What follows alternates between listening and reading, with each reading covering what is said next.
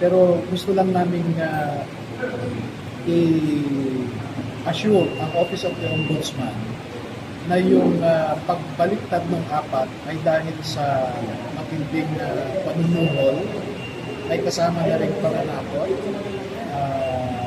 At saka sasabihin din namin kung sino yung mga tao na nasa likod ng panunuhol na ito. Pati yung traffic ng Biyernes, nakaabot kami dito 4:30 na ng hapon.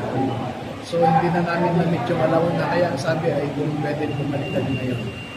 Ang purpose ng pag-uusap namin ngayon ay para mapag-usapan kung ano yung sagot doon sa mga isinagot ng mga iniimbestigahan ng Ombudsman. So may mga affidavit kaming inihanda kasama sa sagot sa mga counter affidavits.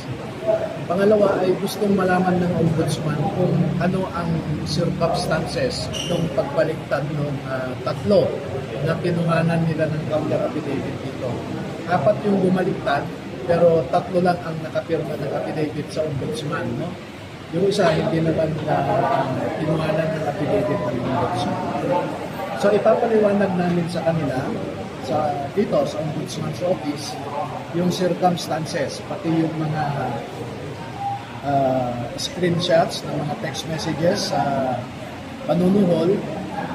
Paparinig din namin sa kanila yung mga recorded conversations, although we are aware that that is an inadmissible evidence dahil sa RA 4200, no? Pero gusto lang namin i-assure ang Office of the Ombudsman na yung pagbaliktad ng apat ay dahil sa matinding panunuhol, ay kasama na rin pananakot.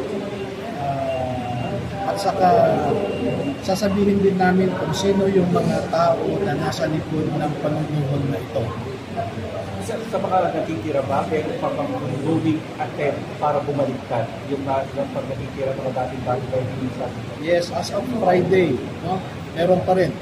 May nagte-text. Yung isa nga, si Benny Bulontate, ay parang nakikiusap dito sa isa, ay Hil Navidad, na kung pwede, sumama na siya sa kanila.